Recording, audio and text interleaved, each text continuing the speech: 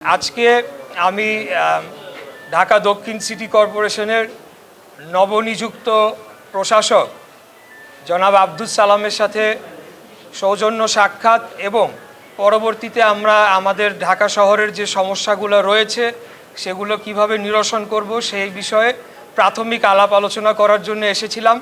আমাদের মধ্যে অত্যন্ত ফলপ্রসূ কয়েকটি বিষয় নিয়ে আলাপ আলোচনা হয়েছে, যার মধ্যে গুরুত্ব পাচ্ছে যে আগামী ডেঙ্গুর সিজনের আগে যাতে মশক নিধন কর্মসূচিটা আমরা ব্যাপকভাবে ছড়িয়ে দিতে পারি। এছাড়া আমাদের নানামুখী আরও অনেকগুলো সমস্যা রয়েছে। রাস্তাঘাটের মেনটেন্যান্সের একটা প্রয়োজনীয়তা দেখা দিয়েছে বিভিন্ন জায়গায়। তো এই সকল বিষয় নিয়ে আমরা আলাপ আলোচনা করতে এসেছি। আমাদের মাননীয় প্রধানমন্ত্রী জনাব তারেক রহমান উনি আমাদের সবাইকে নির্দেশ দিয়েছেন, বিশেষ করে ঢাকার যারা আমরা নির্বাচিত সংসদ সদস্য এবং প্রশাসক আমরা যারা আছি, আমরা যাতে যেহেতু একটা ভালো একটা নির্বাচিত সরকার বেশ কিছু মাস অথবা 1.5 বছর যাবৎ অ্যাবসেন্ট ছিল, যার কারণে সেবা দানের যে কাঠামোটা অনেকটা ভেঙে পড়েছে।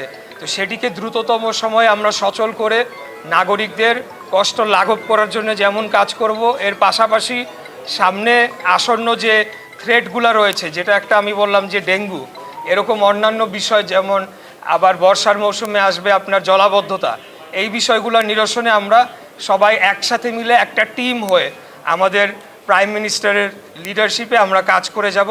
সেটার জন্য আমরা আজকে এখানে এসেছিলাম।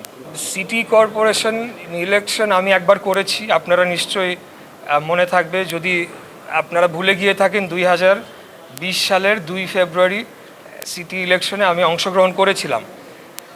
ঢাকা শহরের নাগরিক সমস্যা নিয়ে আজকে থেকে না, দীর্ঘদিন যাবৎ আমি কাজ করে আসছি এবং পার্টির বিভিন্ন ফোরামেও নাগরিক সমস্যা সংক্রান্ত যে কোনো প্রোগ্রামে আমি সবসময় যুক্ত থাকতাম। ঢাকা দক্ষিণের পক্ষ থেকে, ঢাকা উত্তর থেকে জনাব তাবিত আওয়াল ইমিডিয়েট পাস্ট ক্যান্ডিডেট হিসেবে আমরা কাজ করেছি।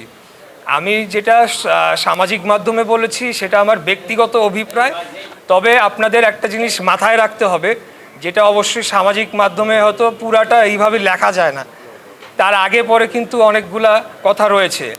যদি দল আমাকে মনোনয়ন দেয় এবং যদি দল মনে করে যে আমি নির্বাচন করব এবং অন্য কেউ করবেন না, তাহলে পরেই আমি নির্বাচনে অংশগ্রহণ করতে পারি।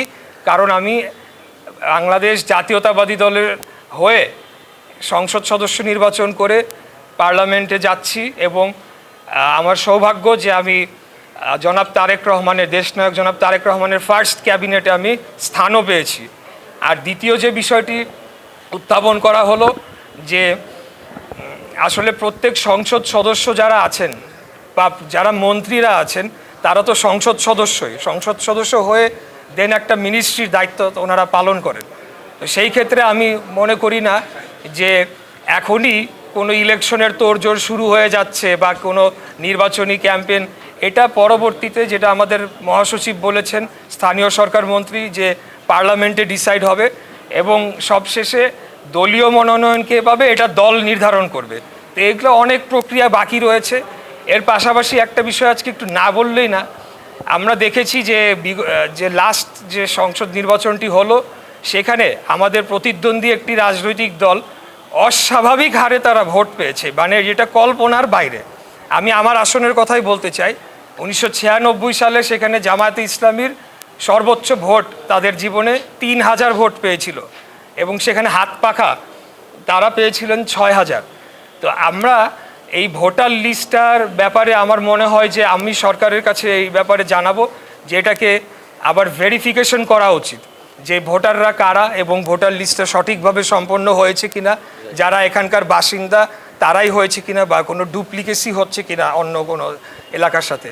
কারণ এই বিষয়টা আসলে বোধগম্য নয়, বিশ্বাসযোগ্যও নয় এবং বিশেষ করে 4 এবং 5-এ আমি মনে করি যে এখানে অন্তর্বর্তীকালীন সরকারের কেউ হয়তোবা আমাদের প্রতিদ্বন্দ্বী দলের প্রার্থীদেরকে জেতানোর জন্য স্পষ্ট সাহায্য করেছে বলে আমরা বিশ্বাস করি। আমাদের কাছে সেই ধরনের কিছু অভিযোগ সেই দিনই এসেছে এবং তার আগে পরেও আমরা কিছু অভিযোগ পেয়েছি। তো বিষয়টি হচ্ছে যে এই ভোটার লিস্ট কারেকশন করা, এগুলা তারপরে সেনা নির্বাচনের প্রশ্নটি আসতে হবে আর কি। তাছাড়া তো একটা ফেয়ার নির্বাচন আমরা কিভাবে আশা করতে পারি, এটি আমি বলতে চাই।